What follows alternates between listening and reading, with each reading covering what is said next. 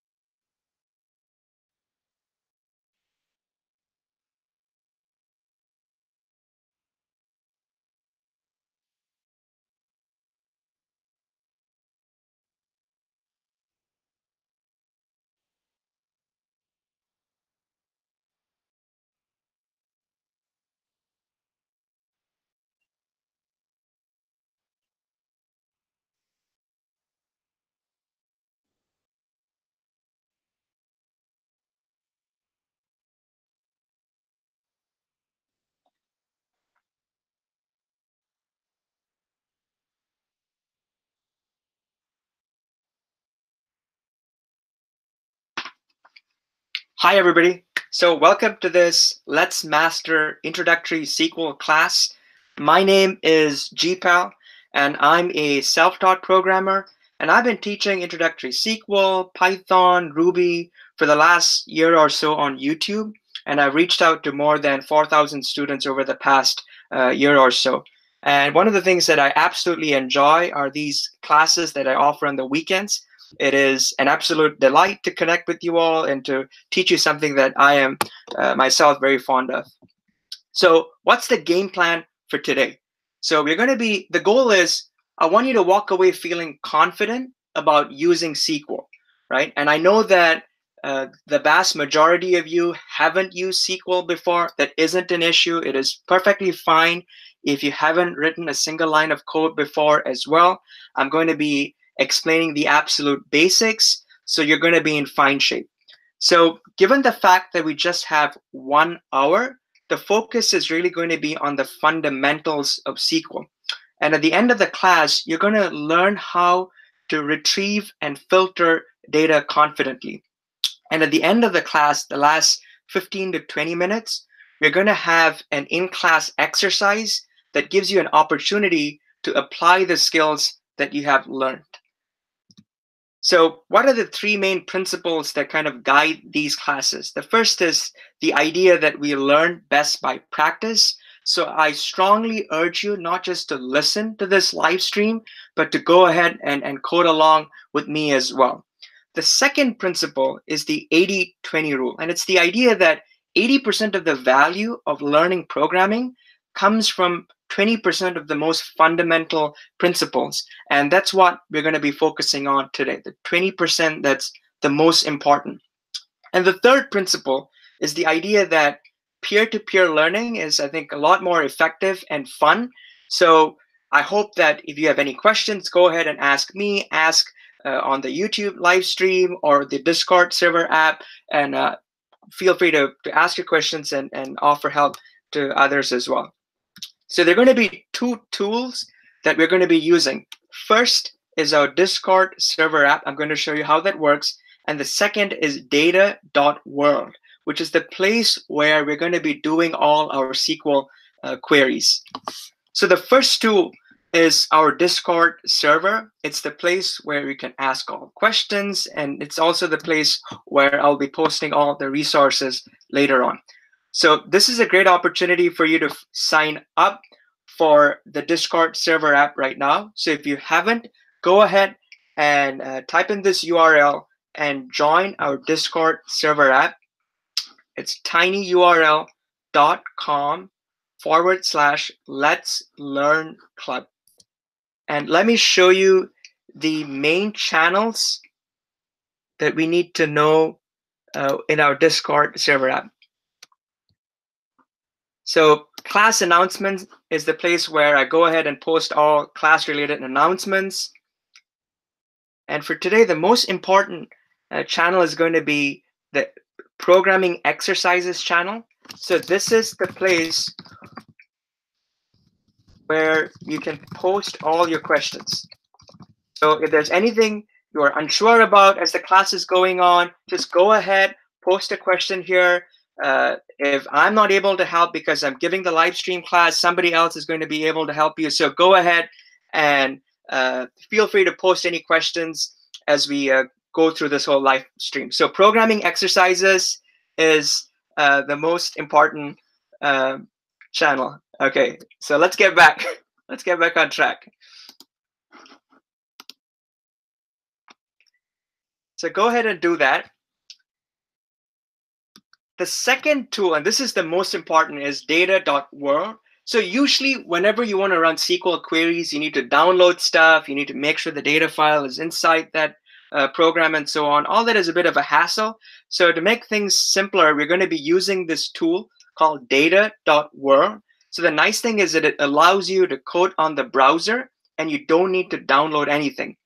And another advantage that it gives you is that you have access to lots of cool databases that you can play with. So you don't have to go around gathering the data yourself. And it's free as well. So let's go ahead, sign up, and perform our first query. So go ahead and enter data.world. Go ahead and sign up for an account.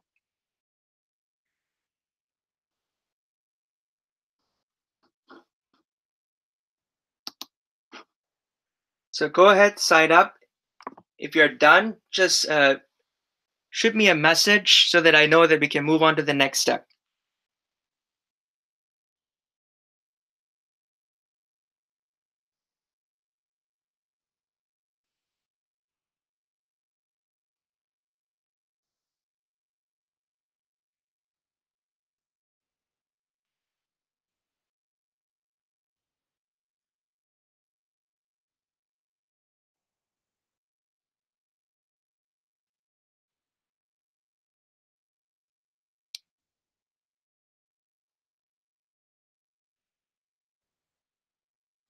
All right, so go ahead, create an account. Let's just hang in there for those who are just creating an account right now.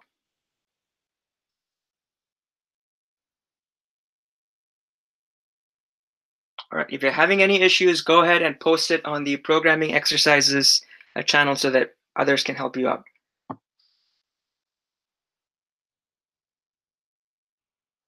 Okay, I think the vast majority of you are ready. So let's keep going ahead.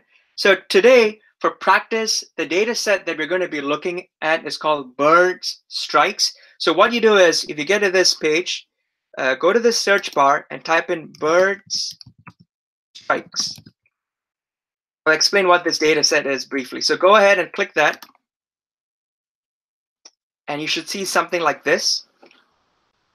Right? At this point, what you should do is go to the top right-hand corner and click Launch Workspace. Go ahead and click that. And then you should see this. And then click Write SQL Queries. Okay, and then you should see this browser setup. So let's just wait here for those who are catching up. Anyone having any issues so far?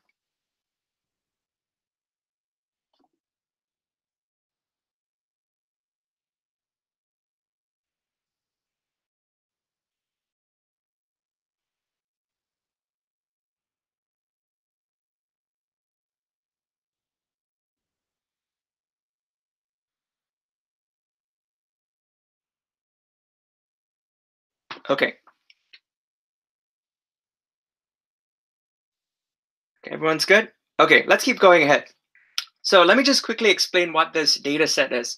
So whenever there's a bird or any kind of wildlife that strikes planes, the Federal Aviation Authority encourages pilots and airplanes to report those cases. So this is a data set with every single instance in which a bird or any kind of wildlife essentially struck a plane. So this is a whimsical data set, but it's good to practice. So here's the thing. Whenever you get a data set, the first thing you want to do is understand, kind of develop a grasp of what's going on. You want to understand what are the different columns, what are the different data types, what are the different rows, different values that go in, and so on. So what you should do is you should try to get a snapshot of the data set. The way that you do that is, let me type out the code and then let me explain what's going on. So what you do is you say select, and then you put asterisk from, and then you insert the name of the table of this specific file, which is in this case bird strikes. So let me run it and let me explain what's going on here. So let's go ahead and run the query. Okay, so now what you see is the whole table has been outputted, right? You have all the different columns and you have all the rows, but in this case there's a limit to the first 10,000 rows, but essentially you have the whole data set that's being outputted in front of you. So let me explain what's going on here. So essentially when you put select asterisk, what you're saying is, hey, SQL, go ahead and pull me every single column and every single row from this specific table called bird underscore strikes, which is the name of this specific table. Now, if the name of the table were different, then you have to change the name. But essentially, this is often the first query that you would run just to get a sense of what's going on. So go ahead, type that in, run the query.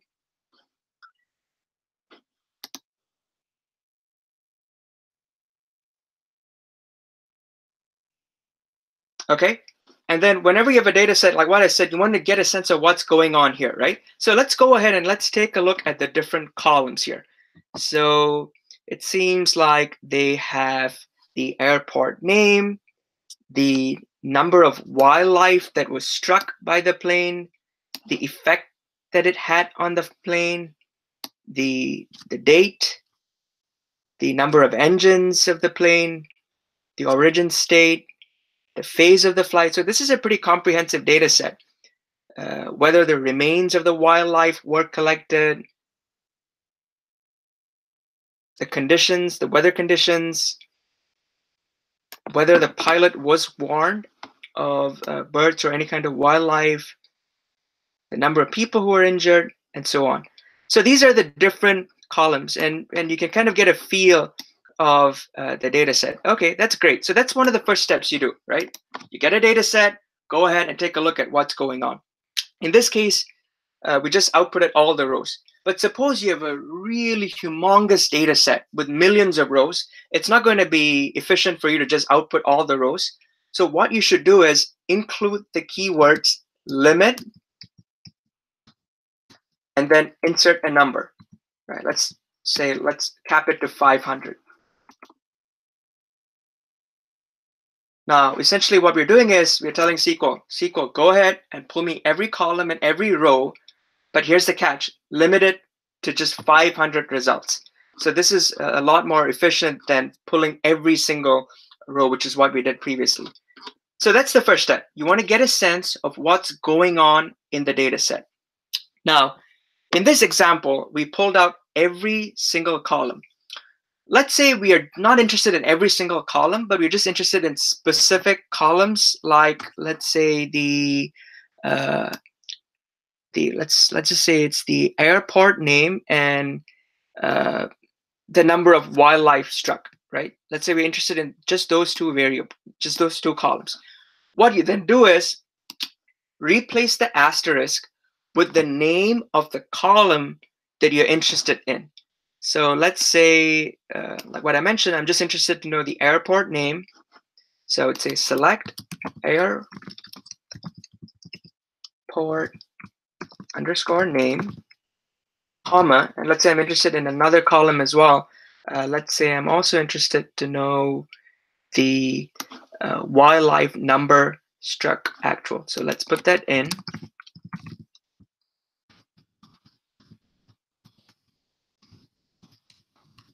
Okay, let's go ahead, put that in. Let's take away this. Okay, and let's run the query, and I'll explain very briefly what's going on here.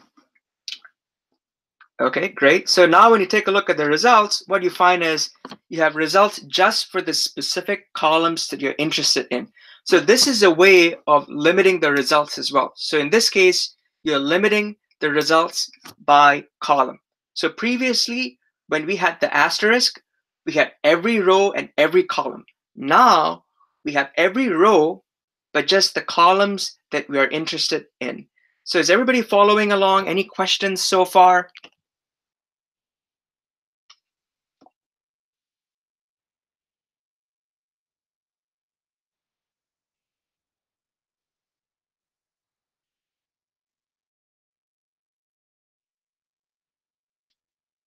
Okay, everyone's good? Okay, so far what have we done? We have figured out how we can pull every row, every column. We have also learned how we can pull specific columns in every row. So one of the things that you would often want to do is that you want to filter your results. And what I mean by that is not just filter by column, but filter by row. And what I mean is, suppose you only want to pull the rows in which the number of wildlife struck was more than 10, right? Now the question is, how can you do that? Let me show you how you can do that, and let me explain the code here. So let's say I want to get all the data. I want to get all the rows where the number of wildlife struck was greater than 10. So what I would do then is I would type in the name of the column that I want to filter the table by, wildlife number struck underscore actual, and I want to pull all the results which are greater than 100, let's say. And you just use the standard inequality operators like greater than, smaller than, greater than or equal to. So those are the standard operators that you use. And let's say you want to pull all the results where the number of wildlife struck was greater than 100. Okay, let's run the code and let me explain what's going on here. Let's run the query. Great. So what happens here? So when you take a look at, so we have 8 results, 8 rows. And when you take a look at the wildlife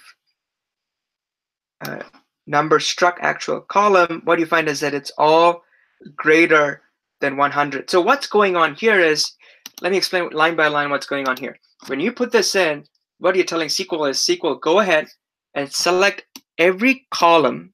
That's what this asterisk is doing from this table called bird underscore strikes, where so long as this column, wildlife underscore number underscore struck underscore actual, is greater than 100. So that's the condition that you are using to filter the results.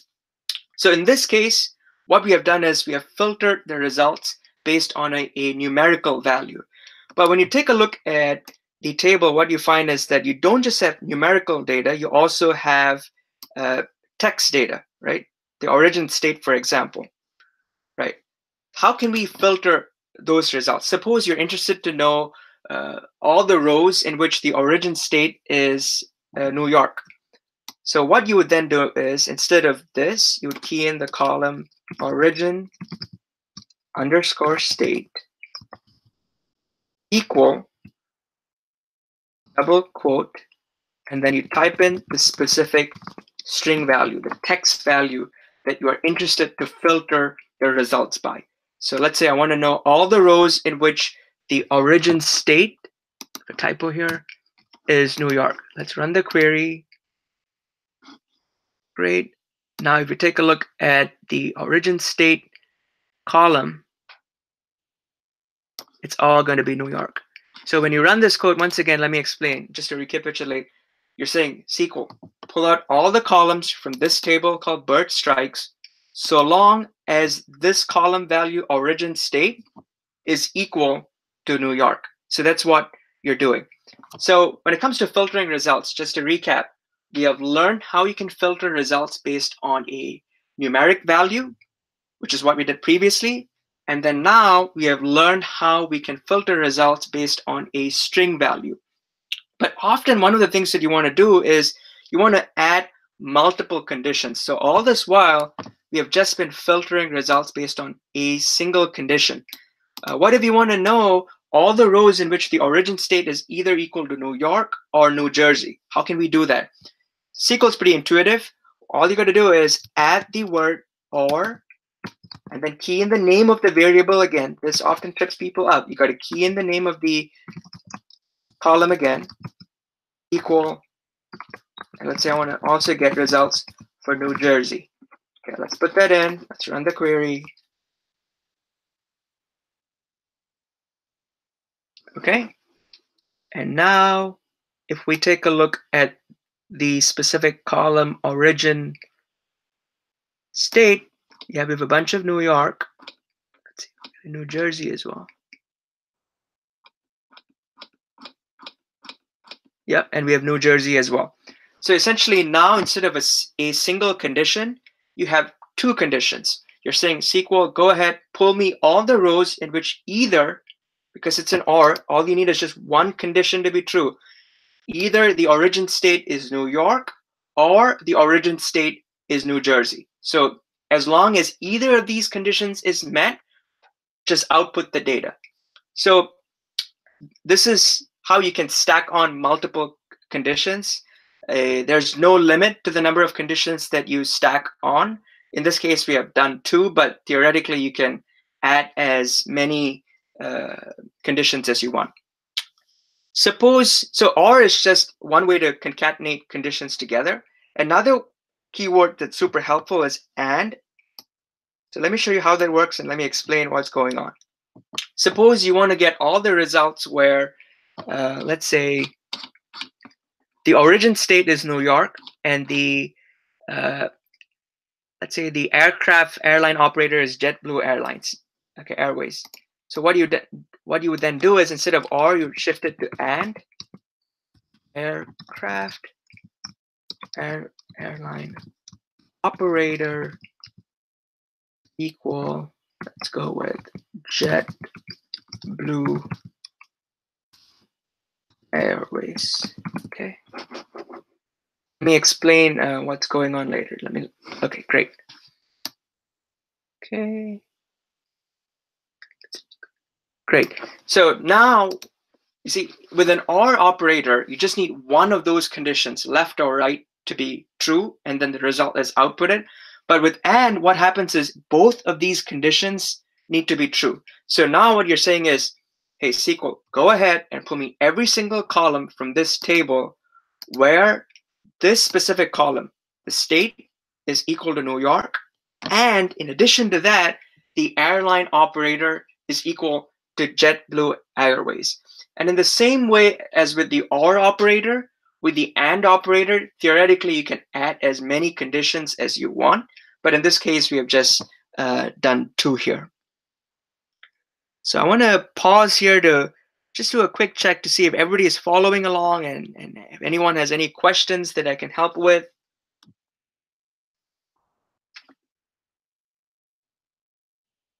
So I'm taking a look at the questions here.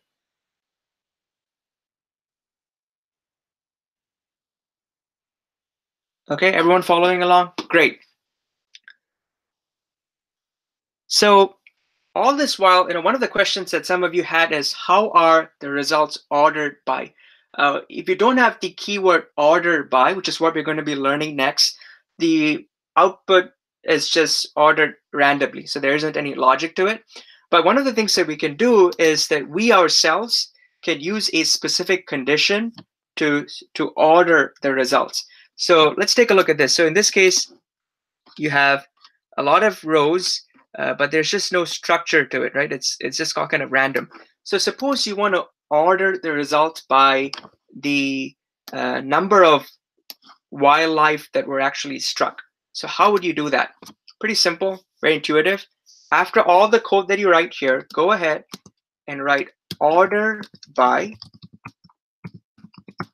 and then insert the column that you want to use to order the results by. In this case, let's say we want to order the results by the wildlife, the number of wildlife struck. So I'll put that column in. wildlife underscore number underscore struct underscore actual. Okay, and by default, when you just put this in, SQL arranges results in a ascending order. What that means is it starts with the smallest value and then it goes on to the largest value. Let's say we want it to be in descending order, meaning we want to start with the largest value and then winnow down to the smallest value. If we want to do that, another keyword that we need to use is DESC.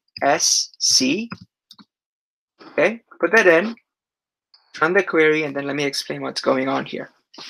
So now, if you take a look at this column that we ordered the results by, you find that it starts with the largest value of 70, and then it keeps decreasing.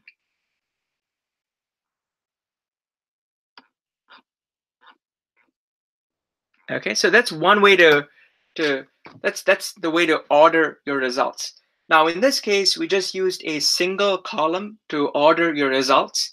It's also possible that you use multiple columns to order your results. So, for example, this could be a primary way to order your results, but what you find is that after a while,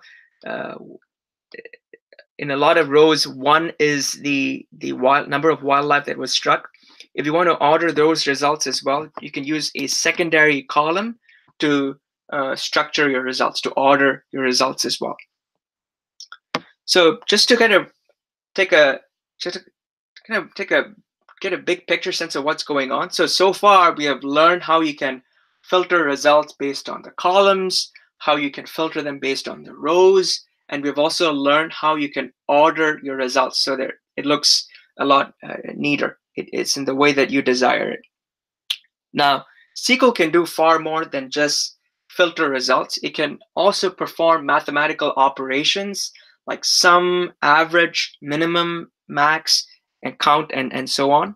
So I'm going to show you how you can perform all these basic mathematical operators on the data sets that you're working on so that you have a better sense of what's going on with the data. So let me go ahead and show you how you can use some of these mathematical operators like sum, count, min, max. Okay.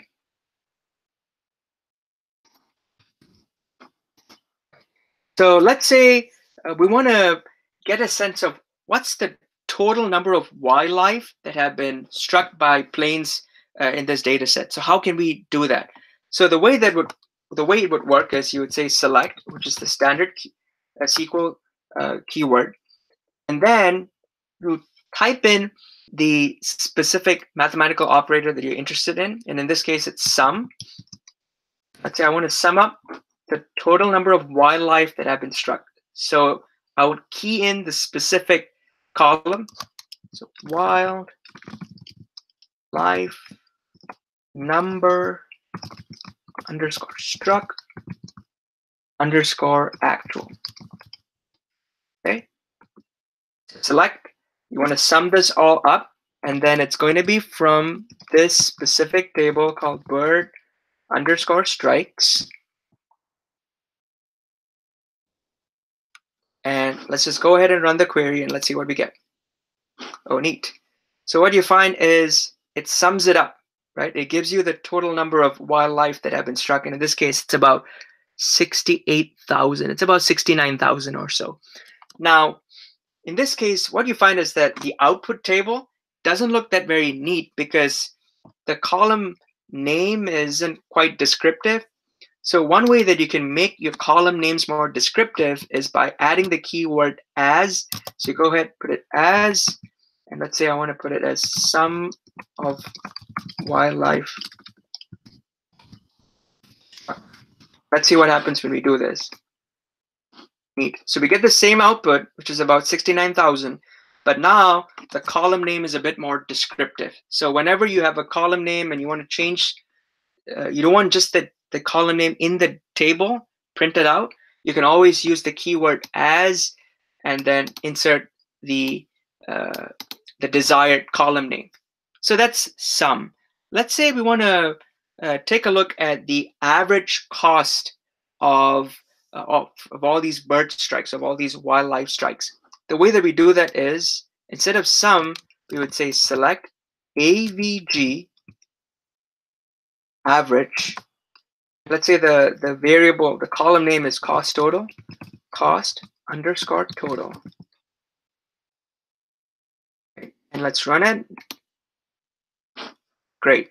So you find that on average, the damage done because of all these strikes is close to $5,600 or so. So that's the average cost. So far we have learned how we can use sum. We have learned how we can use average. Let's go ahead and see how we can use count.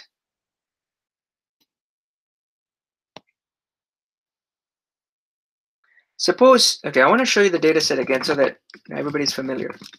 Okay.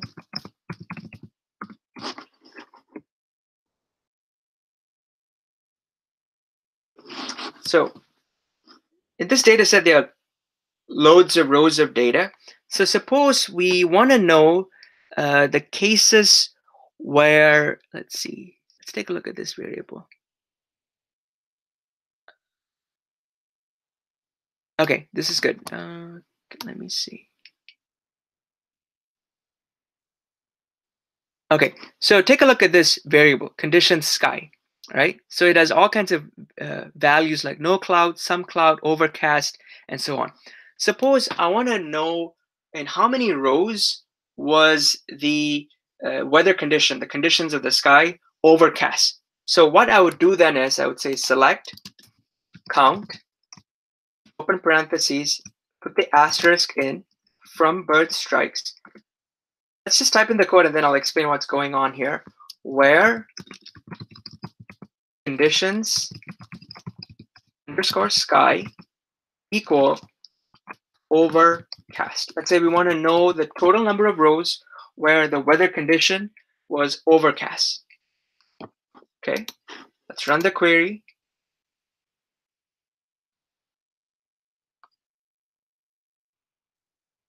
Great. So you find that the total number of rows in which the weather condition was overcast was about 4,200 or so, 4,210, right?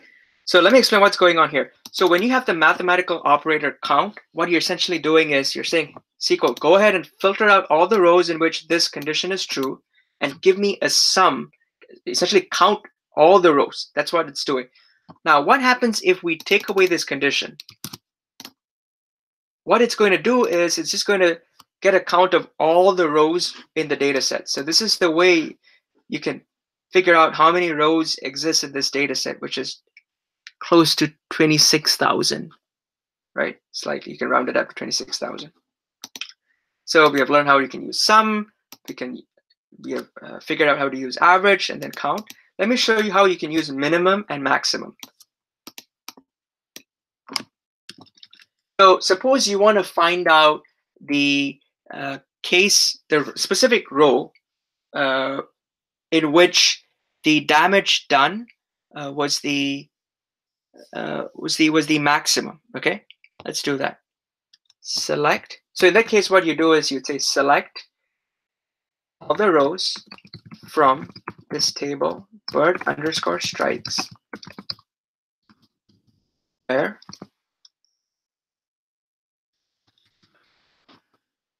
let's do this instead. Okay, let's do this. So suppose you want to know the maximum damage done. Okay, so what you do is you say select max, and then you would say cost underscore total bird strikes. Okay, put that in. Okay, let's see what we've got here. So the maximum damage done is this humongous figure. It's like 12 million or so. Yeah, it's about 12 million. So max, what it's doing is it's saying, let's look at this specific column, cost total, and let's pick out the maximum value and let's output that maximum value. Okay, so let's say in this, so the opposite of max is min, and you can also put min.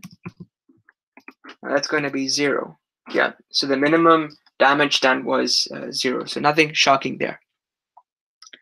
I want to introduce another keyword that's going to come in handy for the exercise that we're going to be doing later. It's distinct.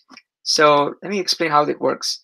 So before I explain how that works, let's see what happens when you type in aircraft, select aircraft airline operator. So what it's going to do is it's going to pull out the whole column, right, from this table, birds, stripes.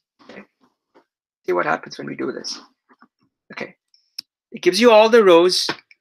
It outputs the airline operator, Delta Airlines, Southwest, and so on. But what you notice is that there's repetition of the data, right? For example, we have JetBlue Airlines on row number 46, but we also have JetBlue, let's see, where are we?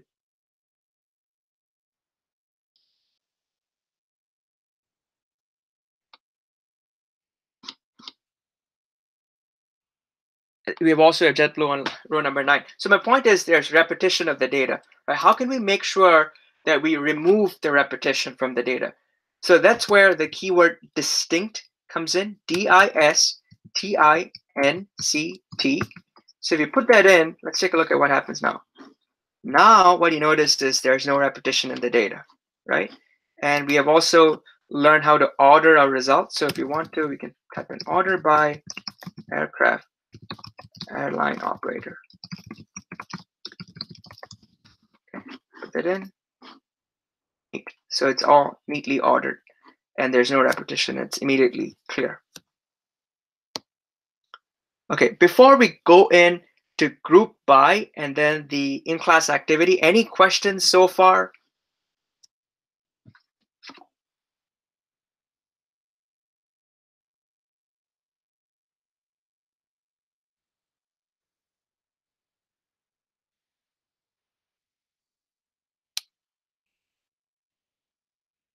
Okay, everyone doing good? All right, if you have any questions later on during the in-class exercise, go ahead and message me, message us on the programming exercises channel. I'm going to be there to help you out as well. So I want to move on to the final concept before the exercise, and it is group by. So all this while, so just to take a step back, what we have done is we have learned how to filter based on columns. We have learned how to filter based on rows. We have learned how to order these results. We have learned how to perform mathematical operations like sum, average, and so on. But all these are based on individual rows of data. Now, what I mean is we don't often cluster the results and analyze them separately. For example, one of the questions that we may be interested to know is the damage done by these wildlife strikes greater when the weather is overcast or not? If you want to answer questions like that, what you need to do is not just look at individual rows of data, but what you want to do is you want to cluster the rows in which the weather is overcast. You want to cluster the rows. You want to group the results which are no cloud, right? So you want to group these results and then perform the mathematical operations on them. Now, this concept is actually quite intuitive. When I show you the code and explain it, and you try it yourself, you'll get it. So let me show you how that works. So once again, let's go ahead and let's take a look at all the rows of the data. Okay, and let's take a look at the weather conditions column. So it's conditions, sky. Okay, so you have variables like, you have results like no cloud, some cloud, overcast, and so on. So going back, the question is the average damage done greater when the weather is either no cloud, some cloud, or overcast? So if you want to answer that question, you need to group the results. So I'm going to show you, I'm going to type out the code and then I'll explain what's going on. So suppose you want to do that. What you do is you would say, look, first of all, you need to imagine the output. So the output table, what do I want in the output table? In the output table, I want the conditions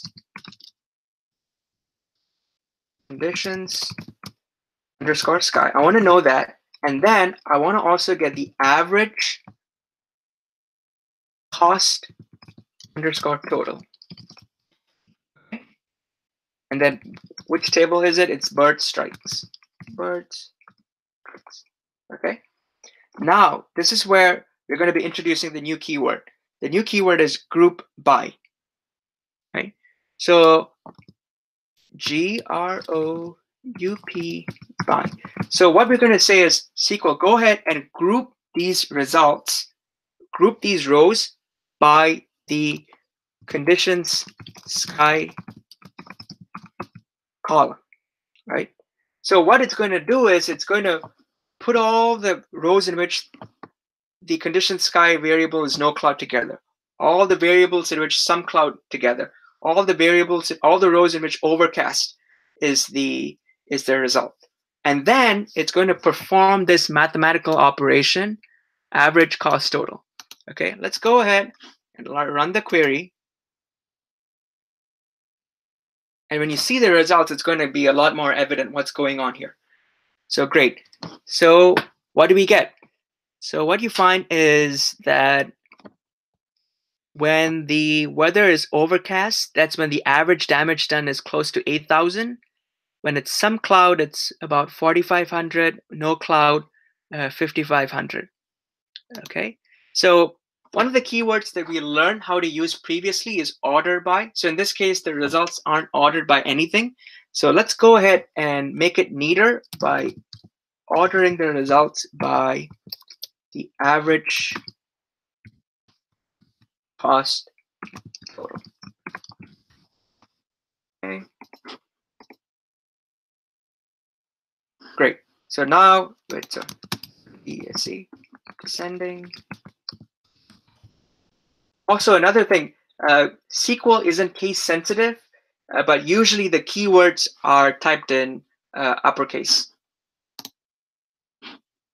Okay, so now this looks a lot neater. So one of the things, so in this case, we group the results just by a single column. One of the things that you can also do is that you can group it by multiple columns. So let's say we want to know not just whether the weather condition makes a difference, but whether the pilot has been informed of the strike or not. Does that make a difference? So what would we do then? We would just simply add the new column. So in this case, the column is pilot warned of birds. We type this code out and then explain what's going on here. Life. Okay. And then in this case, you want to type, you want to put that in the group by, you want to add that as a second column. And then let me explain what this is going to do. Here, just make it simpler. Right, let's put this in. And then let me explain what's going to go on here. So previously, we just had one column to group the results by. But now we are grouping it with two different columns. So what's going on here is it's going to say, look, so with weather conditions, there are a number of different variables like overcast, some cloud, no cloud. With whether pilot has been warned of birds or wildlife, they're just two variables. So it's going to say, look, now it's not just the overcast rows clumped together, grouped together. It's overcast and pilot warned true. That's one group. Overcast and pilot not warned. That's going to be another group. And then it's going to perform this mathematical operation, average cost. And that's the result that we get. So when you take a look at the results, what you find is that when the weather is overcast and the pilot hasn't been warned, that's when the average damage done is greatest, which seems to make intuitive sense. So group by can be a tricky concept. For those who are used to Microsoft Excel, think of it as it's almost like pivot tables. It's very close to pivot tables. That's the analog in Microsoft Excel. Essentially, what you're doing is you're taking the data and you're grouping it by certain variables and then performing mathematical operations on them. That's what group by is doing. And when you give it a shot yourself, you're going to grasp what's going on. So here's what we're going to be doing. The best way to learn SQL is to practice it yourself. So I've created an exercise on this website called just go to tinyurl.com/I know SQL.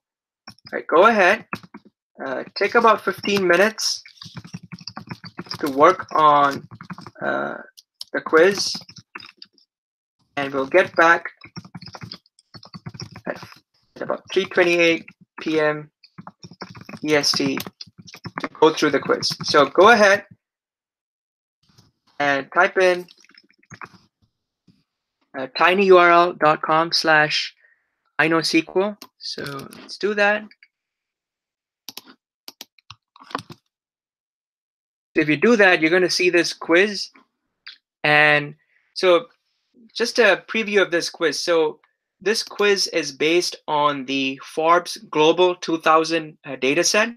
And I've got the link to the data set on the Google quiz itself. And there are like 5 or 6 questions. And all of them are based on the stuff that we have learned. If you're stuck in any question, go ahead and ask me and others on the Programming Exercises channel. We are here to help. And if you're done, just give me a shout out on the Programming Exercises channel. So the time right now is about 3:15. Go ahead, take about 15 minutes to work on these problems, and we'll be back at about 3:28, 3:29 to go through these questions.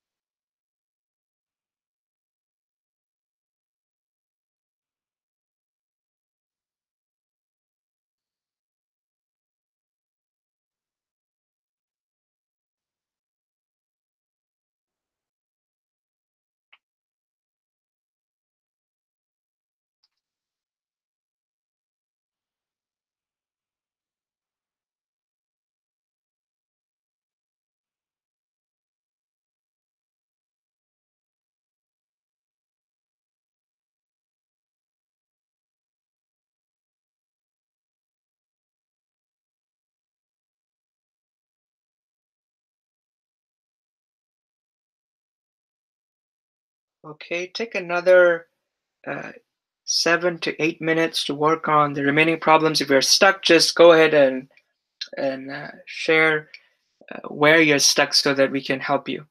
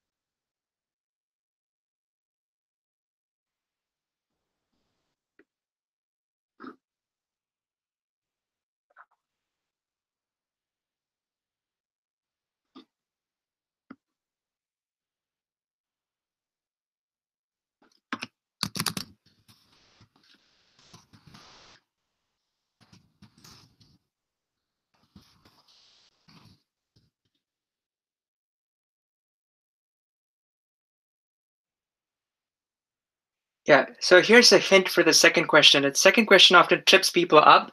So here's the thing.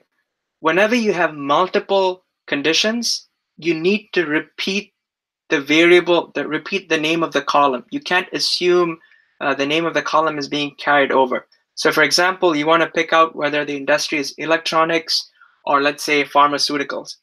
When you want to filter the results based on multiple conditions, you need to repeat the name of the column. So for example, it's going to be where industry equal, let's say pharmaceuticals, or, and then you have to insert the name of the column again, industry equal XYZ. So that's the tip here.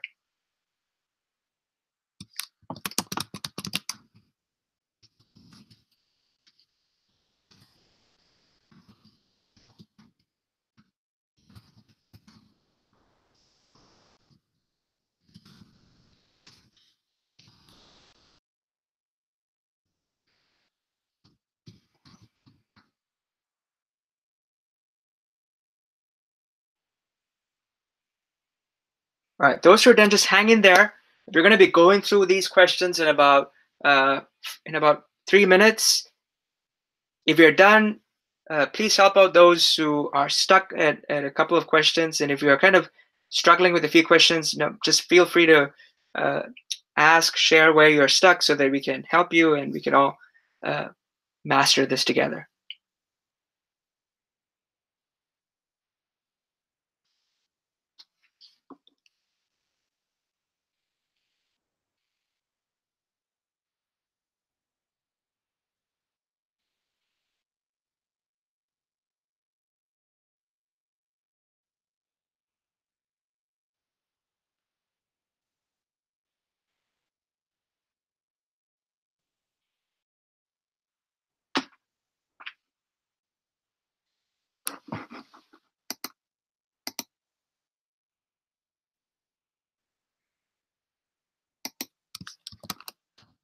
Okay, for those who are stuck, who are finding it difficult to work on the quiz, don't worry. We're going to go through the quiz in about 3 minutes. So just hang in tight. We're going to be going through the questions. You're going to be in fine shape. And after this class, everybody will have access to notes I've written, so you don't have to worry about taking notes. You will get all the keywords that we went through so that you can use it as a reference later on. So don't worry about that as well. Just focus on whichever question you can answer. Whichever questions you can't answer, we'll work on it.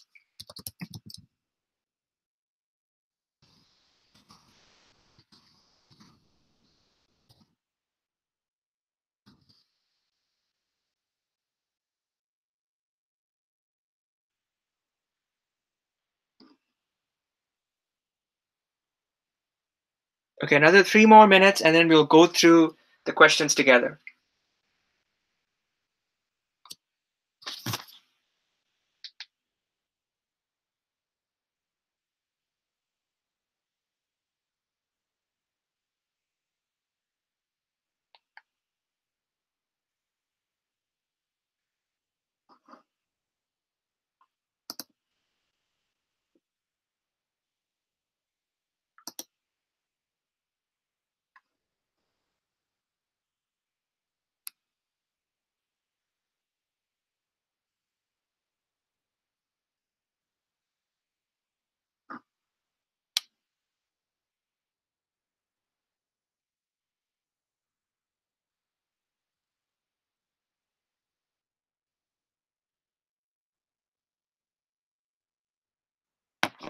Okay, another 2 more minutes. We're gonna go through the questions in 2 minutes.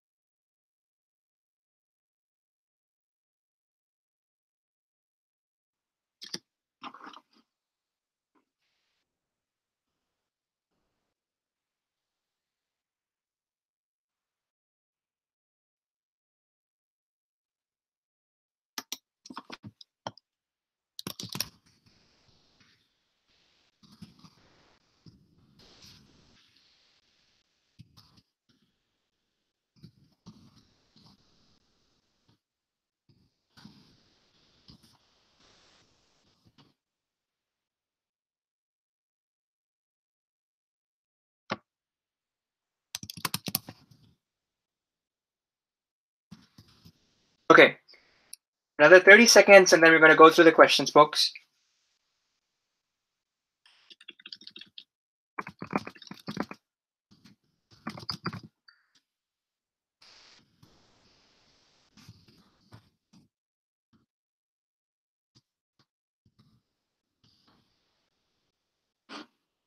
Okay, so for those who are done, great.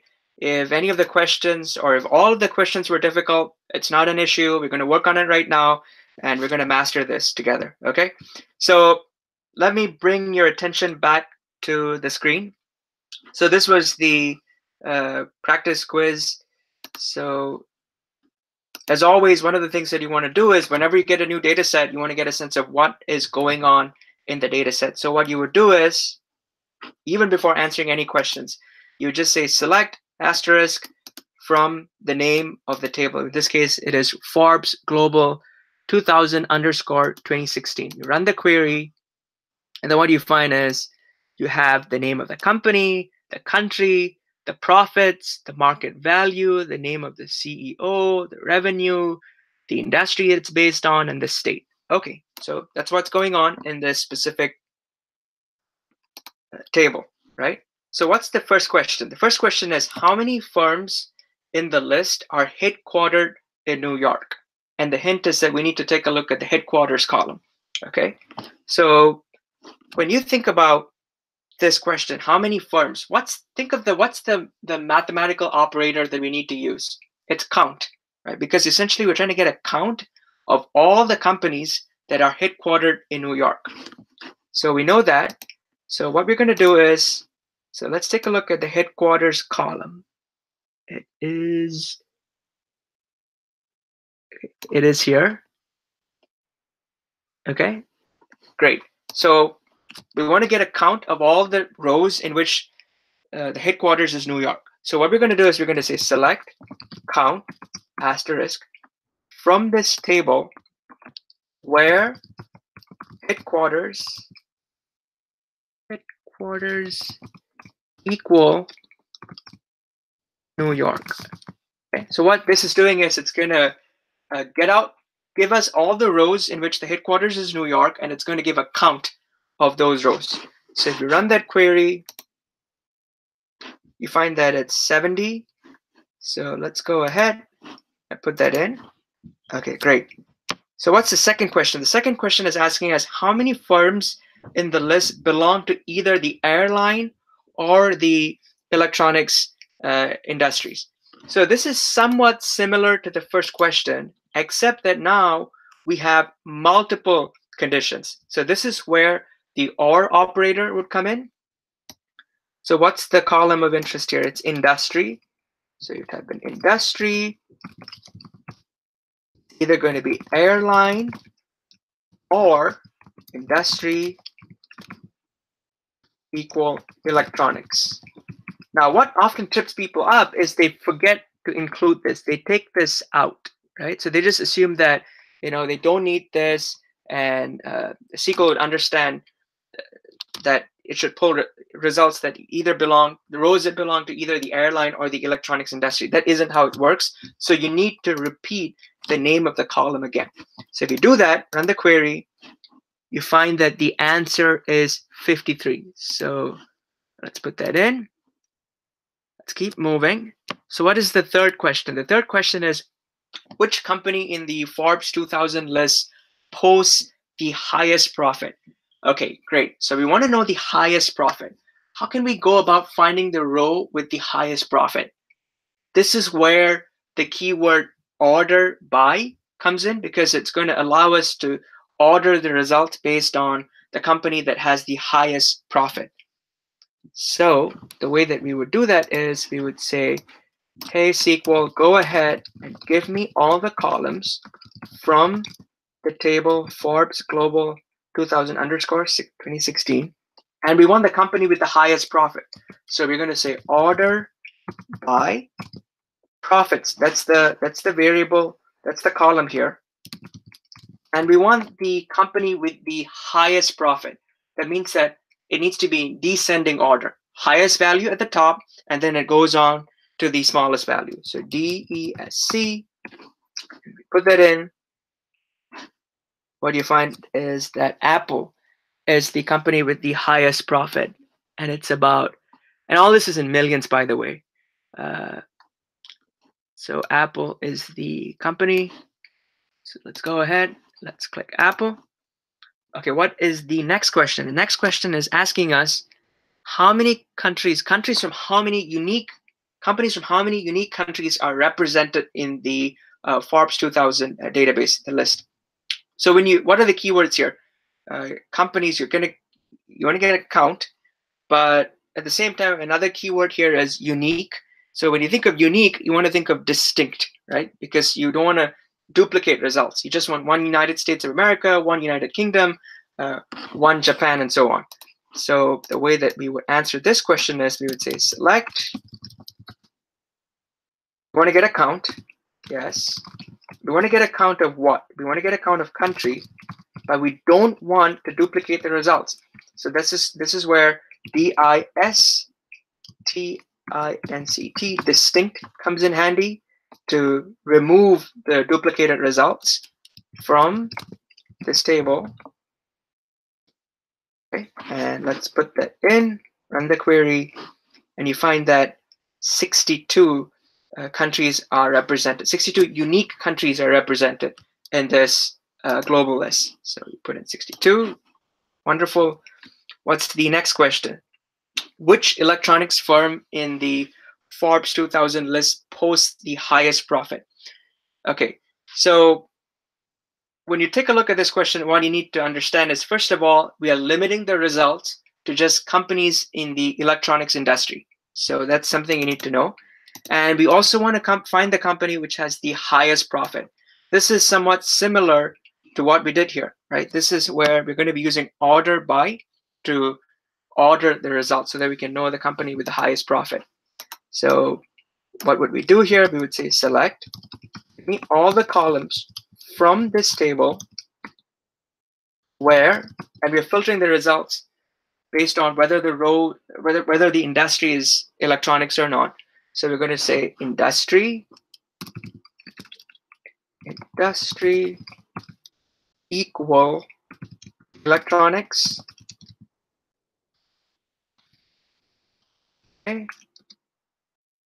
And you want to order the results by profits in descending order, so DESC. So the company, the electronics firm with the highest profit will be the first row.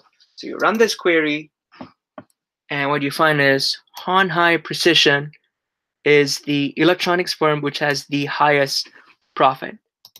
Okay, let's put that in. The last question, which is also perhaps the trickiest question. The question is, Forbes 2000 companies from which industry post the highest average revenue? And the hint is that we need to use group by. So when you take a look at this question, what we need to realize is we want to first group by the industry, right? We want all the electronics firms to be grouped together. We want all the technology firms to be grouped together. We want all the pharmaceutical companies to be grouped together. And then for each one of these groups, we want to take the average revenue. And because it's asking us for the highest average revenue, we also have to order the results. So this is slightly a bit more challenging because you have multiple keywords here that you need to put together, but totally manageable after you get a hang of it. So let's do it step by step. So the question is asking us to find the industry with the highest average profit. So whenever you have a group by question, what you want to figure out is how should the output table look like, right? So you would say select. The output table, I want to know the industry, right? I want to know that for sure. And what else do I want to know? I want to know the average revenue, right? AVG. I want to know the revenue.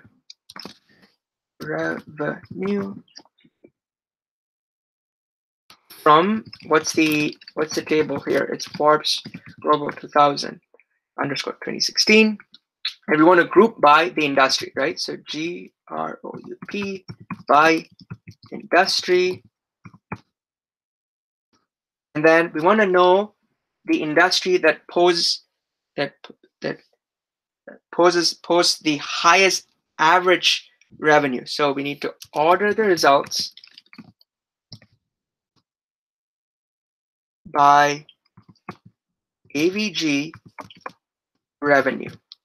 Okay. And then we want the highest, right? So that's where we need to use the keyword DESC. So this question is a bit more challenging, but after you do it, you're going to get a hang of it. Great. So what's going on here? So you find that discount stores have the highest average revenue, right? So discount stores at the top. So let me just quickly explain what's going on here, because this question often stumps a lot of people. So what is the first row doing here? You're saying, hey, SQL, go ahead and output me the industry name and the average revenue. And that's what we have got here from this table. That's pretty straightforward. And this group by, we're saying, look, group the results based on the industry.